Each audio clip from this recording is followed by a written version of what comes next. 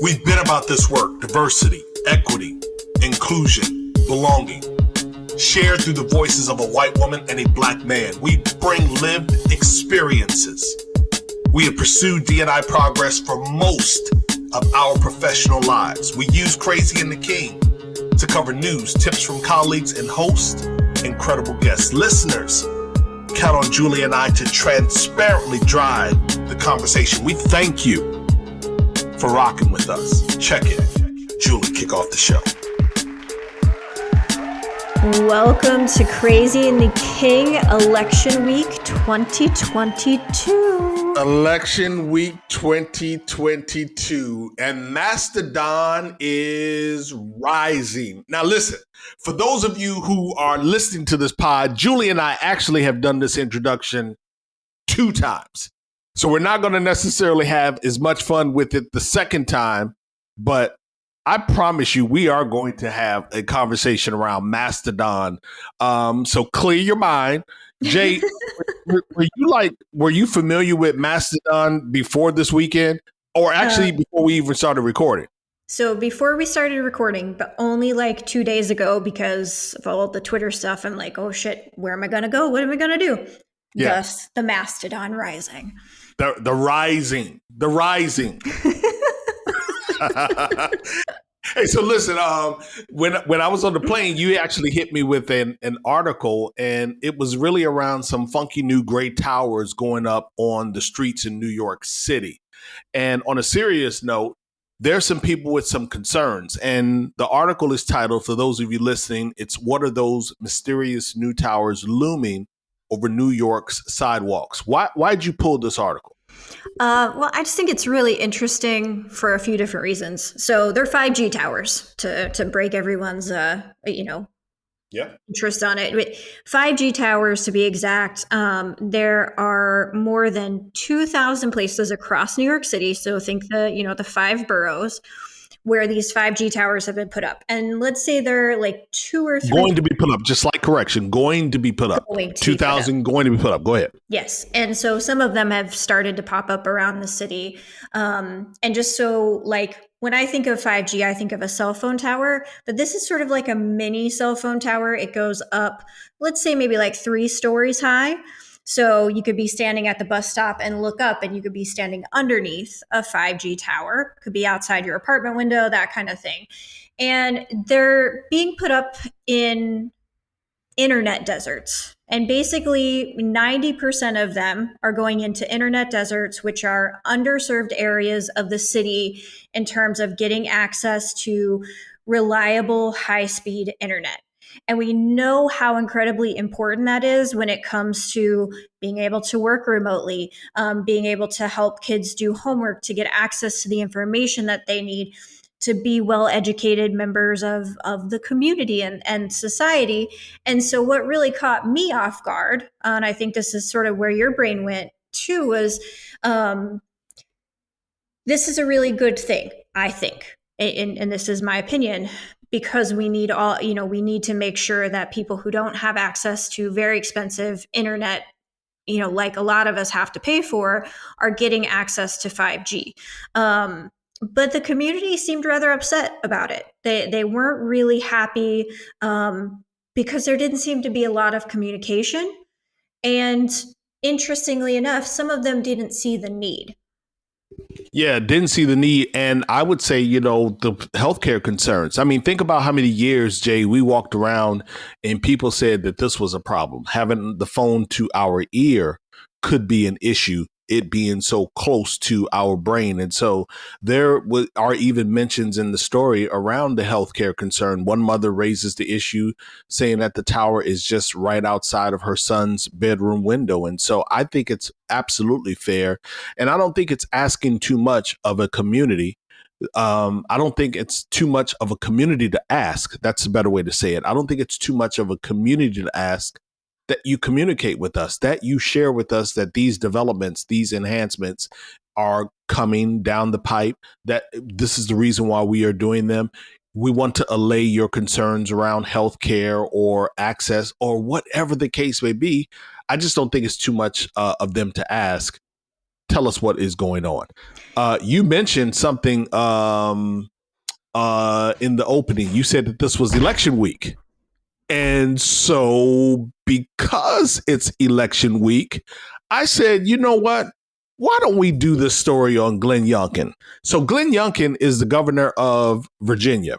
And earlier this year in January, he set up what he considered to be a tip line. And I shouldn't necessarily say he set up, his administration set up what they consider to be a tip line around this critical race theory. Now, for all of our listeners, you know, Julie and I have talked about a number of instances where critical race theory has been brought up. It's been brought up in the corporate quarter. It's been brought up by politicians.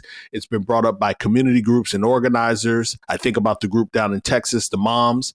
These folks have really attacked critical race theory and basically said, we don't want it taught in our schools. We don't want it to happen in our workplaces. Nowhere. We really don't want history that makes us uncomfortable to be talked about. So the administration set up a critical race theory tip line in January. And guess what happened in September, Jay? I'll tell you exactly what happened. Nothing. I'm sorry. I couldn't hear you. Can you say that again? One more time? Shit. Yeah. That right there. Nothing. Because most of the tips that they received came from, well, most of them came from one woman, but the few that they received were around academic rigor, special education, teaching tactics. There were some praises of adulation and congratulations for the teachers, but few, very, very few, if any, tips or complaints around critical race theory. So in September, they closed the tip line down. Yeah. So, right.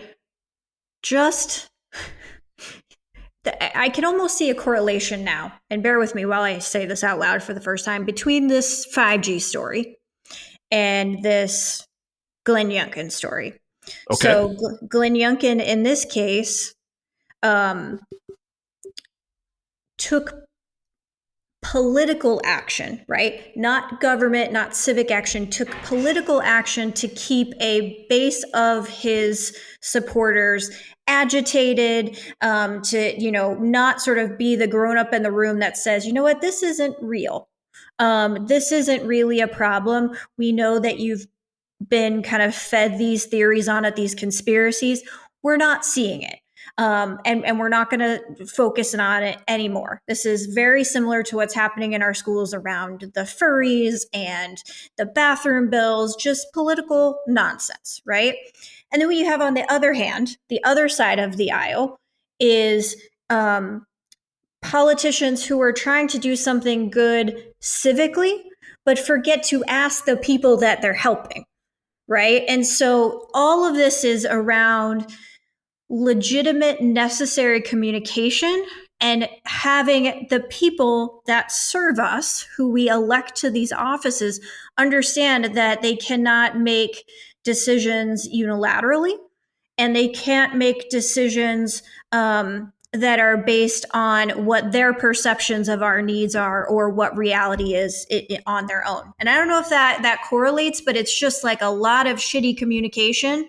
And sometimes maybe solving for a problem that the community that doesn't actually exist. Like the voting piece that you mentioned around, in the New York Times, and how since the pandemic, I know that there have been some changes in how the disability community has been able to participate in the voting process. Yeah, New York Times has a great article out on Election Day. I highly encourage you to go back and read it. Just talking about that disabled voters are twice as likely to have problems voting in person as a non-disabled person. And in fact, during the 2020 election, more than 2 million voters with disabilities reported that they were not able to finish the act of voting or vote with the appropriate privacy protections.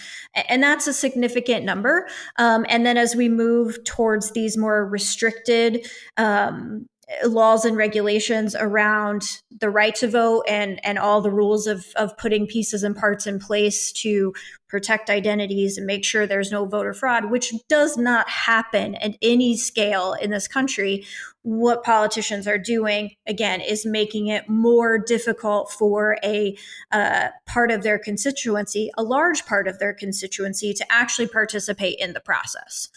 Yeah, which is absolutely unnecessary, which is a reminder for all of us that while we may vote on a particular day at specific times throughout the year, that the necessity for us to be present and involved and present, attentive, intentional, that requirement is something that exists all the time, that we in the throes of our day-to-day and moving about life, all of the responsibilities that we have personally, professionally, that we cannot forget to be civically engaged to some degree. And speaking of voting, we'll close out with Home Depot. They actually voted down, this is in Philadelphia, they voted down the opportunity to unionize in the Home Depot stores. The vote was 165 to 51 against forming the Home Depot Workers United.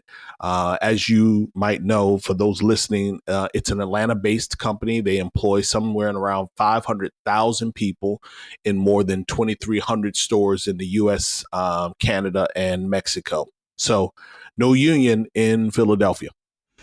Yeah. And this, I mean, I actually read the story and I kind of thought, well, I'm really surprised that they decided not to unionize. But what I had to kind of step back and remember is that Philly's in the Northeast, which has much greater labor protections. It has a stronger history of unionization than a lot of the rest of the country.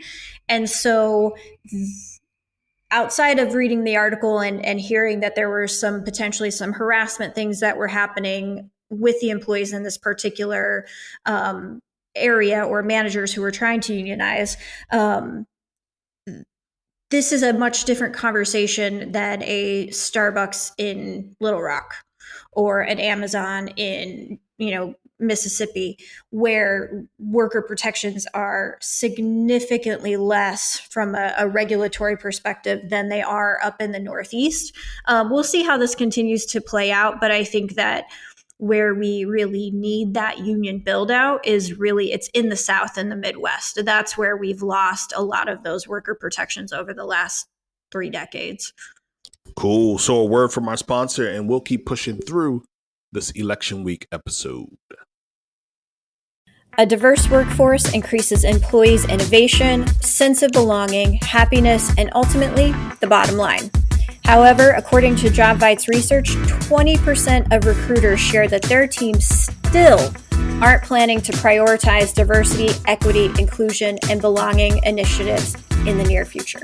And there's really no need for you to fall behind. In fact, it's never been more important to create a sense of belonging for candidates very early in the hiring process, because if you do not, others will. The latest guide from JobVite dives into the advantages of leveraging merit-based recruiting to evaluate candidates on core competencies in order to be more inclusive in the hiring process. And Julie, it offers tips for increasing candidate employee belonging along the way. Visit jobvite.com/CATK/DEI to download the who, what, why, where, and when of diversity, equity, and inclusion. Again, that's jobvite.com/CATK/DEI.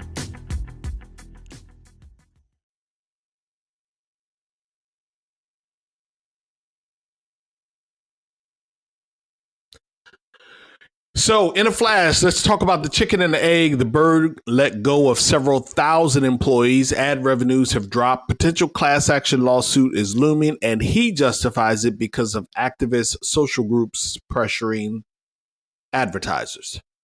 Women's unemployment in the U.S. rose by 212,000 or 0.3% in October. This is according to new data from the Department of Labor. A more recent loss has been MSNBC's weekend host, Tiffany Cross. She's leaving the network, some say fired, and many say left unprotected by that employer, MSNBC. The world's tallest woman hopped on a plane for the very first time at 7 feet, 0.7 inches tall. The airline removed 6 seats for her. For those listening, this is a non-work related example of the difference between equality and equity. Now, if you missed it, not a problem. Just rewind the episode and listen again. And finally, Yes Hearing, a New York-based hearing technology and audiology care provider, raised $10 million in a Series A round of funding. And it's still a no for me on Twitter Blue, which is now another retail play, which brings us back to Mastodon. You ready, Jay? Let's talk. Oh my God. So before we talk Mastodon, I also have to give a little name drop early in the show for our social media person, Trisha, who is helping us. She put a poll on Instagram about paying for Twitter Blue, and I was just completely fascinated. So if you're not following us on Instagram, go do it. Take a vote on the poll. Let us know what you think, and we'll do more of those. Shout out, Trisha. We so appreciate the work that you have been doing, like literally loving how you have amplified and built up our social presence over there on the IG. So that hot water I mentioned is boiling. There are more than a few disappointed murmurs when Academy Award-winning actor Lupita Nyong'o announced that she would become the global diamond brand of De Beers, their first ever global ambassador. Kyrie Irving has raised anti-Semitism concerns. Rihanna disappointed fans with the choice of Johnny Depp. And we know a whole bunch of people are mad at Jack Dorsey. Let me just say, here's what Chris D. Jackson said about Jack Dorsey on Instagram. He said, quote, "It's not about your business practices. It's that you said Elon is the singular solution that you trust." And his question to you, Jack, was, are billionaires really that mesmerized by each other? And I want to go back to that. Elon is the singular solution that I trust. I guess, my question this week, Jay, as we talk for a couple of moments, I just found myself really, I'll use the word disappointed. I think that that's a little light because that tends to be a part of the week. You ebb and flow through these emotions, how you're feeling about certain subject matter. I found myself just a little disappointed in, as Chris says, that disconnectedness of some of these people that breathe a rare air, and how it is that you cannot see what you are doing. It is paralytic. It is peril. It is an abuse, misuse. It's just detrimental to more of humanity that it is serving. And why is it that we seem to continue to suffer the brunt of many of these decisions? Well, that was a big question for our little podcast here this afternoon. And, I think the thing, if we went back and listened to last week's episode, right? You were kind of like, yeah, Twitter, whatever, Elon, whatever, like no big deal. And That's a fact. That's a fact. And here's the thing that's good about us, right? I tend to overreact a lot of times, and you kind of bring me back to like the sane middle place. But what I think that we found this week is how much damage one person can do inside of a corporation in the matter of hours, right? So Jack, and I think a lot of us had sort of this sort of fanboy thing about Jack, that he was sort of this good tech guy. He got a big payday, right? And at the end of the day, that's really what it's about, is all these billionaires getting bigger paydays with each other. And that's why they're so fascinated with each other. But knowing that, Elon dissolved all the employee resource groups, he cut the content moderation team. He also gutted, if not completely dissolved, the accessible user experience team in just a matter of hours, because what he needs is to make more money. Because he took on so much debt to make this purchase. And now we're all living with the consequences of his knee-jerk reaction to buy an option that he couldn't really afford to actually have called on him. And let me just say, I don't even care. See, here I go again with the I don't care. First of all, good call on your part, because I talked about that, one night this week at dinner. I was sharing with the person, Dan Fellows from Get Optimal. He's out here with me as well in California. And I shared with him how last week I had that position around Elon taking over, and how you had your position, and my, oh my, how in 5 days things changed because he put up one tweet, and that one tweet really sent me over the edge. But I say I don't care in the sense of he purchased something he couldn't afford, because there were a lot of people that is now coming out. Well, I don't know how true it is, but I'm seeing names of people who contributed to that $44 billion acquisition, that buy, how he raised that money. And there's some names in there of people that, a lot of us admire, if you will. We respect to a certain degree. We rock with to a certain degree. So how he got to owning it is his balance sheet business.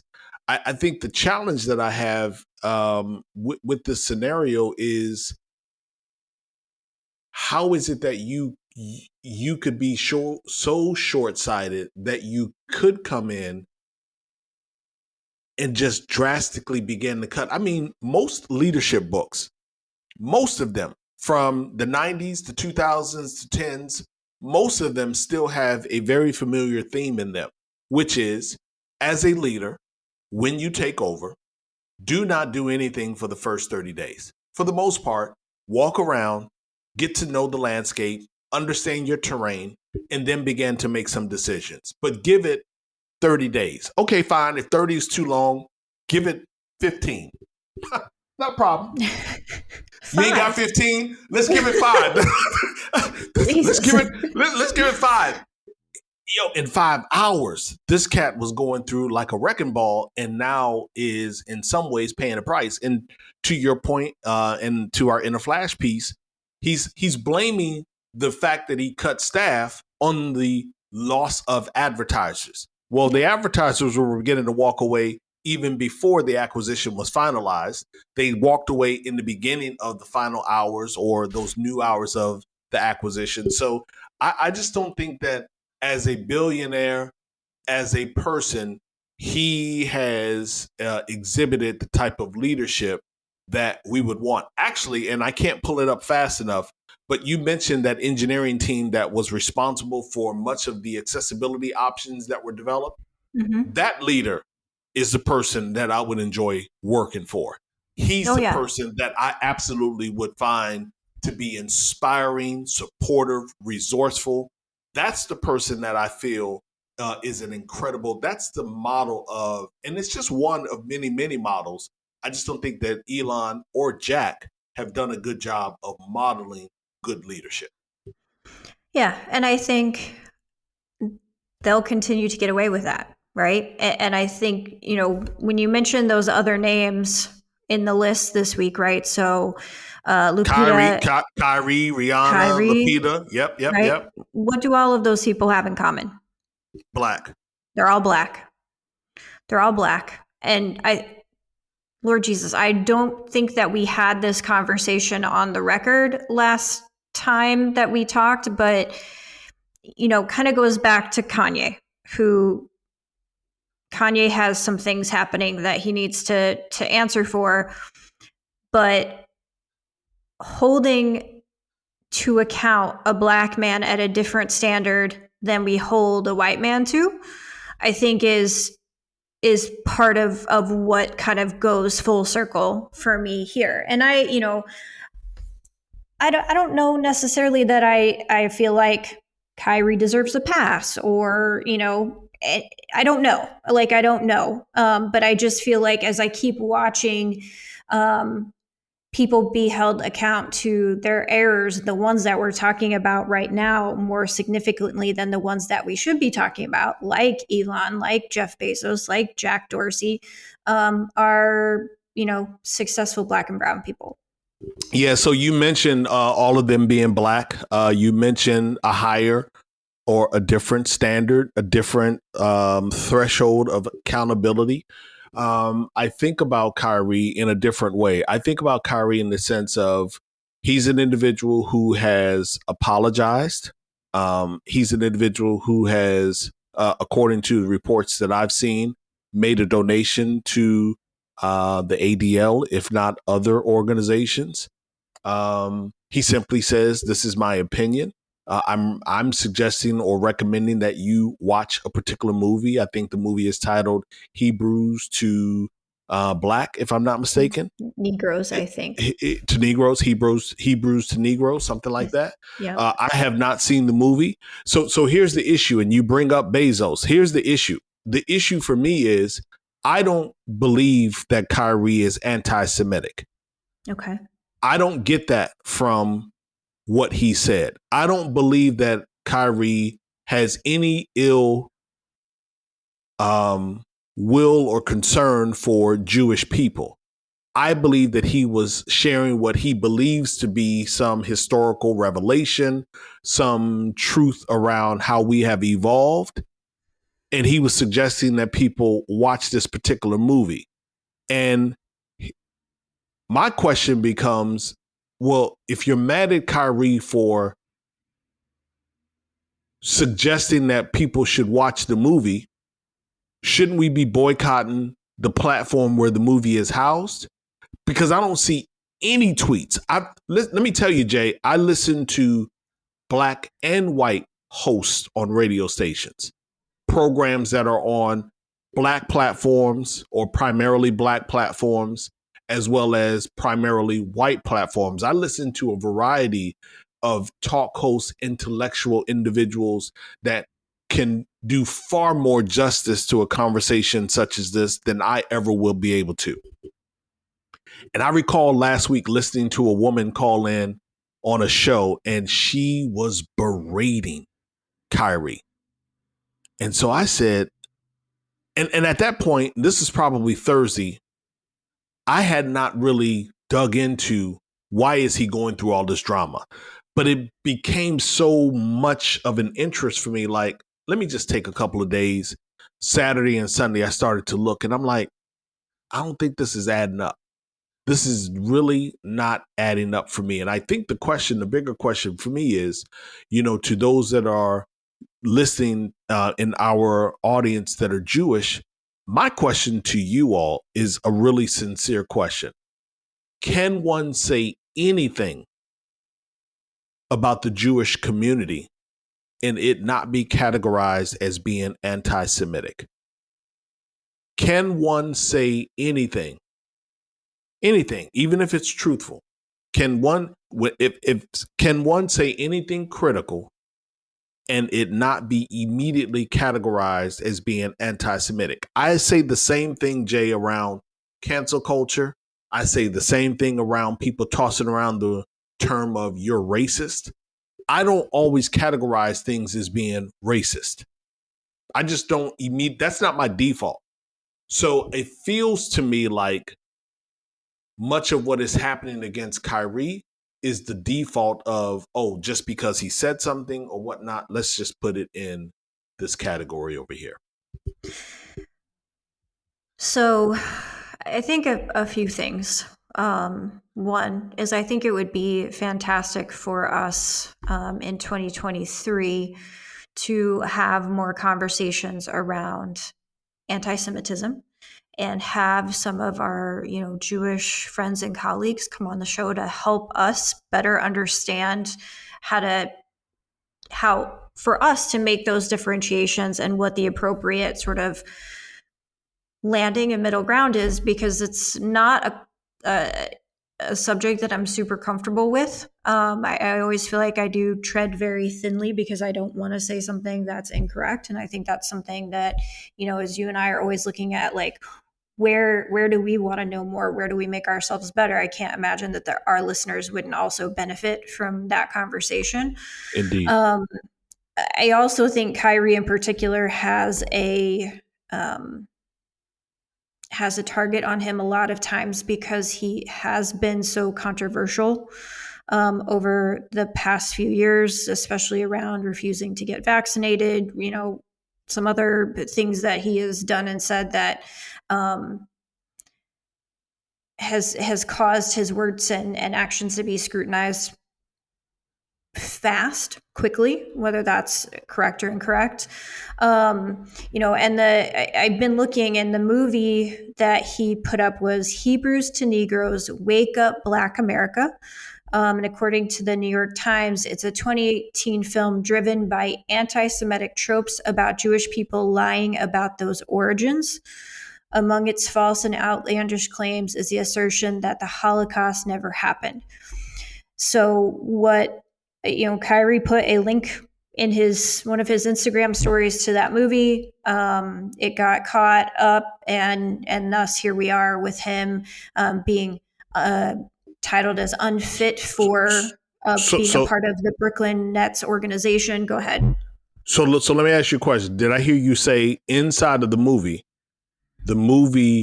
suggested that the Holocaust did not happen? Correct. Kyrie did not. So Kyrie literally, he put up a picture of the movie or a rental link or something in Amazon. No words, no context. And that is, there are apparently clearly anti-Semitic tropes in the movie itself.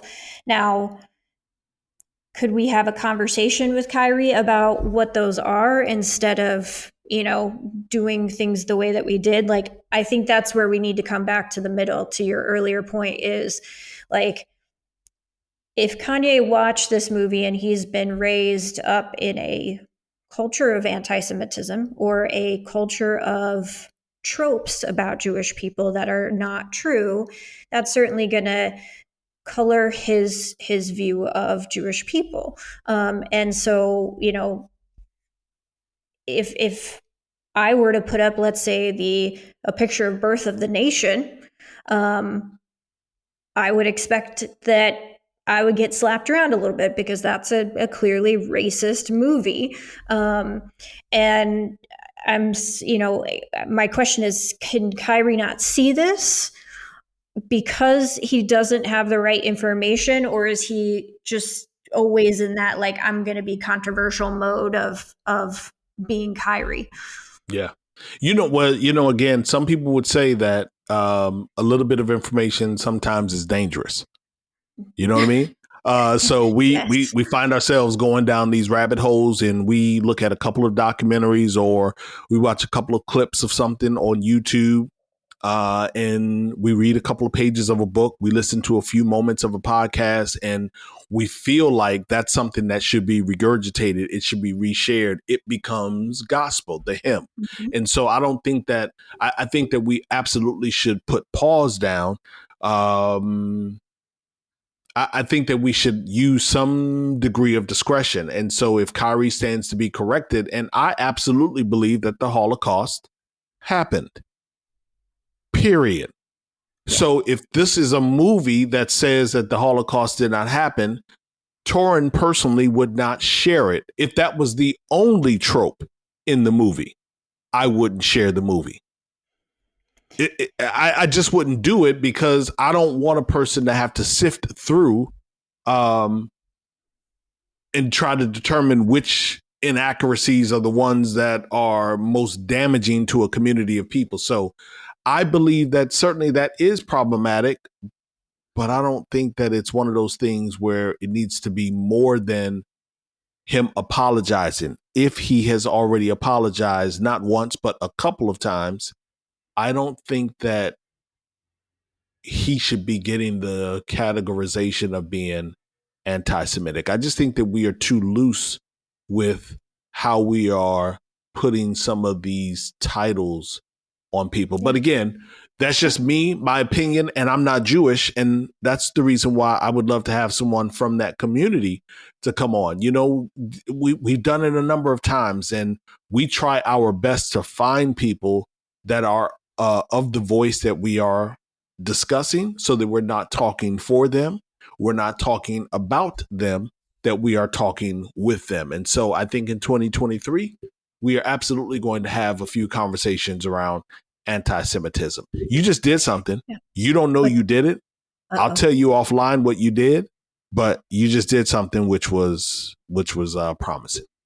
Okay. Yeah. I mean, and I agree. But, just to kind of, wrap up this segment is what I love about our show is that we give each other that space to figure it out together. And we recognize the things that we don't know and the things that we need to have different conversations on. I do think as we are wrapping up the segment, just thinking about something again, I think that you brought up last week on the show was once the Twitter purchase was finalized, the dramatic increase in the use of the N-word and anti-Semitic language specifically rose dramatically on Twitter. So I think that for Jewish people, or at least I'll say my concern is that we are going through historically a rise in anti-Semitic beliefs and behaviors, and we've seen how those have played out in the past, and not just the Holocaust, but dozens of times over the past, couple of thousand years with pogroms in Russia and all over the world, that we need to be, I think we need to focus on being cautious in a lot of these places, especially for this community right now. I I agree. think. I agree. All right. So we'll be right back because we got to do our Her Voice segment and close out the show. Attracting, recruiting, and retaining great talent has never been harder. But why? We know we need them and they need us. So why are we making it harder? Pull up a chair, listen, and laugh along with Lynn Bailey and Tracy Parsons as they dissect the industry, solve problems, and scoff at and sass the status quo. Join the rebellion with the Talent Rebelcast and question everything you know about the world of work. All right. Her Voice is where we amplify women that are making moves. And up first, longtime HBO president for documentary films is Miss Sheila Nevin. Under Nevins, HBO had become a well-funded platform for filmmakers willing to explore deeply the lives of people on the fringes of society. She, Miss Sheila Nevin, was actually responsible for the HBO trilogy Paradise Lost that helped to free 3 unjustly imprisoned teens known as the West Memphis Three. Gotta check that out. Then we have Kylie Adams, who tweets at UMich, M-I-C-H, as in Michigan. UMich Medicine is a student who is dedicated to ensuring everyone can enjoy the outdoors. She created a wheelchair made specifically for nature trails and developed a free public trail chair program to increase accessibility for the entire community. You can check her out at UMich Medicine on Twitter. Yes, indeed. Lois Curtis, a civil rights icon and champion for justice. Lois, unfortunately, passed away last week. She was the lead plaintiff in the 1999 Supreme Court landmark decision, Olmstead versus LC. It's a decision that changed the lives of millions of people. And in that ruling, penned by the late Justice Ginsburg, the Olmstead decision made or forced institutionalization of disabled people illegal. And since it has been passed, Olmstead has been applied to state institutions, schools, and workplaces. The AAPD put out a really beautiful statement about Lois Curtis, again, who passed away last week. And finally, Chief Human Resource officers are becoming top picks for CEO, a move unheard of 5 years ago. Brianna von Strip of Anthemaeus, Leslie Motter of Make-A-Wish Foundation, and Lena Nair of Chanel have all moved from HR to the corner suite. Absolutely, absolutely. And I just want to say that I didn't do a good job this week, Jay, on disability Twitter. So I apologize to you. I apologize to our listeners for not necessarily having the Twitter mentions lined up. I missed that part in pulling the show together, but I am absolutely putting the mention out there. I want people to go out and get on Twitter, do hashtag disability Twitter. Just put the hashtag in the search disability Twitter and find articles, find resources, find people that will introduce you to what it's like to be a part of the disability community. All right, and I will give one quick name drop this week to a good friend of ours from the disability community, Kathleen Lee, who passed away last week. If you know her, you know what she meant to our community, the amazing work she did through Cornell, the amazing advocacy that she did. We lost her, and I would just like to close reminding every one of you that we should take the signs of suicide seriously.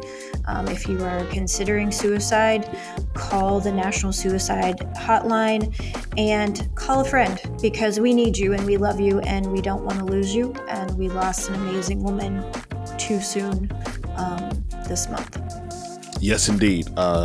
Kat was phenomenal. Only had a chance to meet her but one time, and her energy was radiant.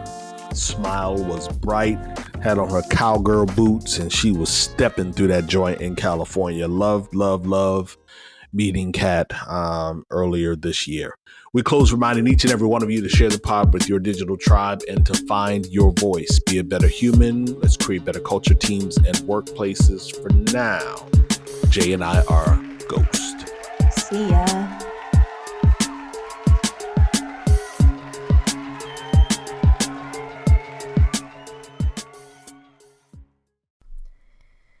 Attracting, recruiting, and retaining great talent has never been harder. But why? We know we need them, and they need us. So why are we making it harder? Pull up a chair, listen, and laugh along with Lynn Bailey and Tracy Parsons as they dissect the industry, solve problems, and scoff at and sass the status quo. Join the rebellion with the Talent Rebelcast and question everything you know about the world of work.